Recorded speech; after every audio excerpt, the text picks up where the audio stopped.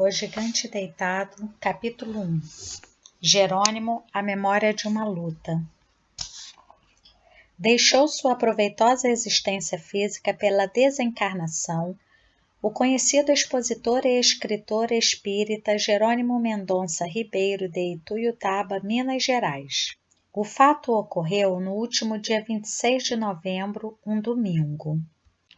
Jerônimo tinha chegado de Curitiba, Paraná, onde havia proferido diversas palestras em casas espíritas. Seu estado de saúde era precário, já há anos, e vinha se agravando com o passar dos dias. Toda a cidade de Ituiutaba, sem cor religiosa, prestou sua homenagem a Jerônimo Mendonça Ribeiro e seu corpo foi velado no Centro Espírita Ceareiros de Jesus, que ele mesmo fundou em 1970. Ali compareceram companheiros de atividade espírita de todas as regiões do país e de Ituiutaba também, do mesmo modo como representantes de outras correntes religiosas. Os protestantes, os católicos, levaram a Jerônimo a manifestação de seu apreço. O padre Osvaldo Tagliari, vigário da paróquia de Nossa Senhora da Abadia de Ituiutaba, proferiu uma prece ao lado do corpo, ali mesmo, no interior do Centro Espírita Ceareiros de Jesus, e concedeu daquele local uma entrevista à televisão, dando seu depoimento sincero e justo a respeito da figura de Jerônimo Mendonça Ribeiro.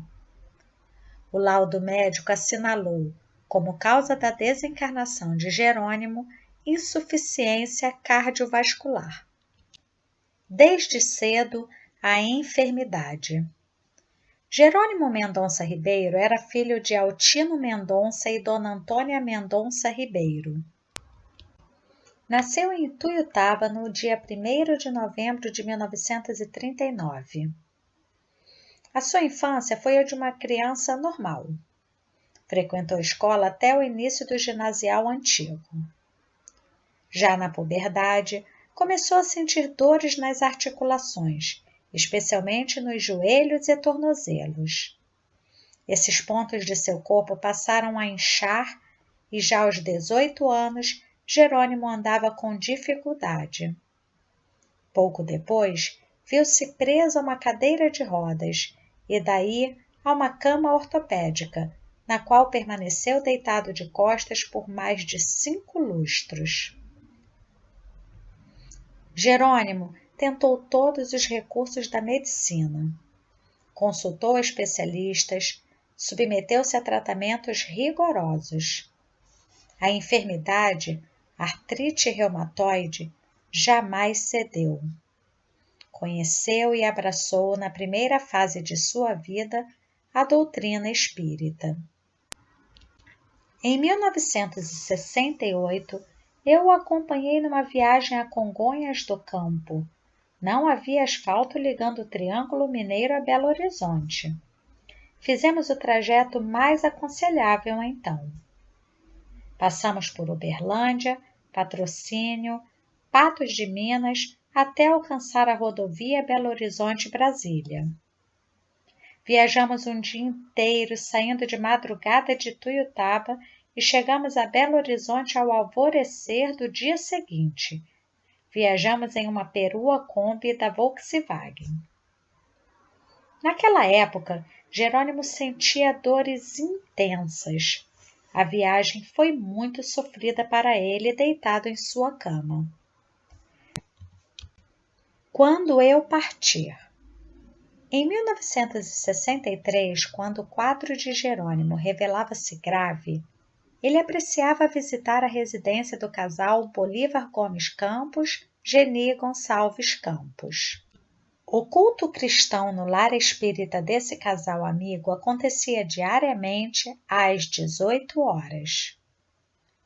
Bolívar possuía uma caminhoneta Chevrolet e permanentemente o Jerônimo pedia ao caro amigo que o fosse buscar para o culto cristão.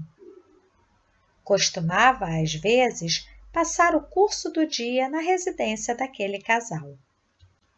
Pois era ali, numa antiga máquina de escrever do Bolívar, que o Jerônimo assinalava os impulsos de seu mundo íntimo na dor do seu destino.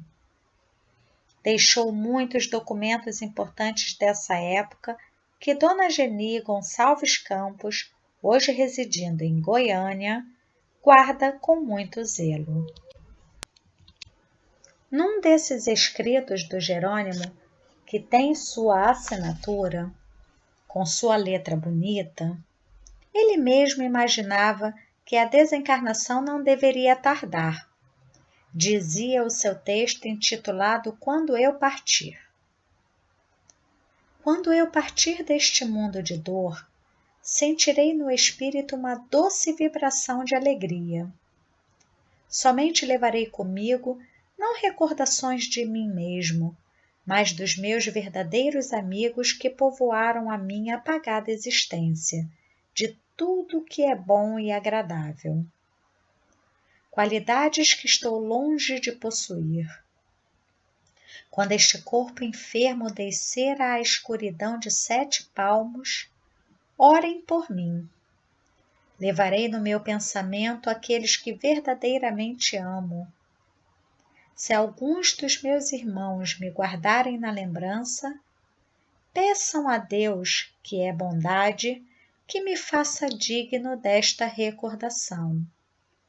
Ah, quando o meu corpo enfermo descer ao estômago insaciável do cemitério, hei de bendizer as dores que maldisse. Aqueles que realmente gostarem de mim, pensem que eu os amo ainda. Ah, como serei feliz no dia em que eu deixar este mundo. Pensei que a morte era o fim das ânsias do coração. Contudo, não é assim, nem pó e nem solidão. Saudades. Este texto foi escrito por Jerônimo em 1963. A trova que é utilizada é parte do poema Quadras de um Poeta Morto, de Antônio Nobre, do Parnaso de Além-Túmulo, psicografia de Francisco Cândido Xavier. Jerônimo adorava o Parnaso, especialmente o citado poema de Antônio Nobre. Gostava de declamar com voz robusta. Coração, não vos canseis de bater, que importa lá, porque os amores fiéis nem a morte os vencerá.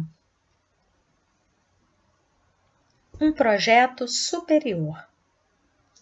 O gigante deitado, como Jerônimo Mendonça era chamado pelas pessoas que o ficavam conhecendo e se assustavam com o seu otimismo, com sua força de vontade, com a sua resignação, recebeu, nesta última roupagem física, uma oportunidade de reparar com eficácia um passado difícil. Todos temos esse passado, indubitavelmente.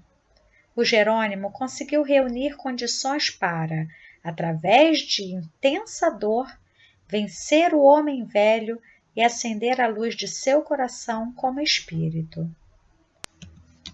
Muita gente há que ainda levará séculos e séculos até criar condições de poder sofrer com proveito. O Jerônimo conseguiu. Perseverou no bem até o fim, apesar da dor vigorosa, insistente. Há um aspecto de grande interesse no sentido doutrinário na trajetória de sofrimento e de trabalho do Jerônimo Mendonça Ribeiro.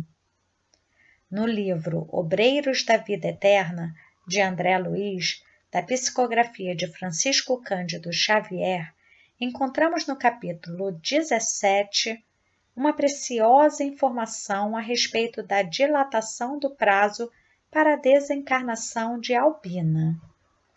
Para que se cumprisse importante projeto superior, Albina, uma personagem do livro, que deveria desencarnar em data aprazada, teve dilatada sua permanência no corpo.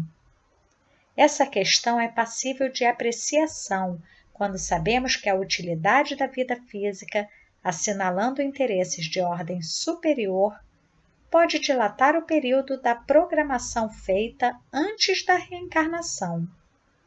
Essa questão pode ser examinada num estudo aprofundado da questão de número 854 de O Livro dos Espíritos.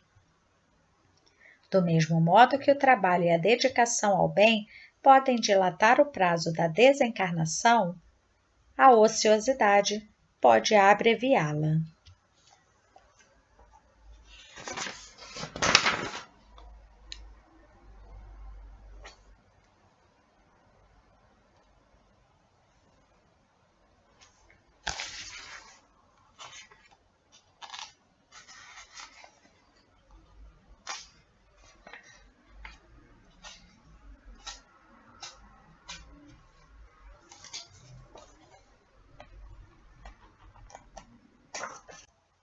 Cornélio Pires, em recente trova, através da psicografia de Francisco Cândido Xavier, assinalou: quem quer sempre a vida mansa, eis o aviso que interessa.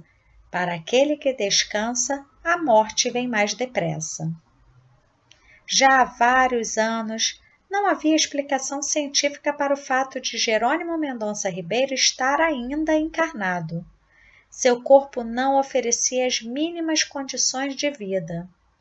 Seu pulso, seus batimentos cardíacos não eram mais registrados pelos instrumentos da medicina, tal a sua fragilidade. Mas Jerônimo viajava, trabalhava, agia. Nunca quis vida mansa. Em 1965, nós tínhamos que manter plantão com Jerônimo. Os amigos se revezavam, a fim de passar a noite com ele. O sofrimento físico era tão intenso que ele não dormia. Era preciso alguém para atendê-lo a todo instante. As mais fortes dosagens de drogas para conter a dor nada resolviam. Pois foi naquela época que todos acreditavam, e eu também, que o Jerônimo iria desencarnar dentro de poucos dias, e até ele mesmo, como vimos, suspeitava disso.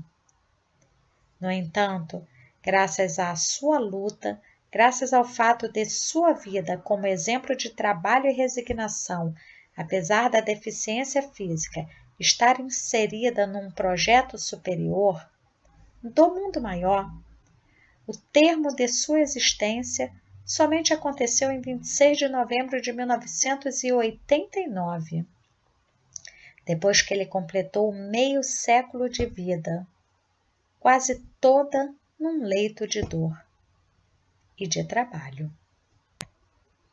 Texto extraído do jornal Vida Espírita de Uberlândia, Minas Gerais, de dezembro de 1989, autoria de Manuel Tiburcio Nogueira, advogado, renomado expositor espírita de Ituiutaba, Minas Gerais.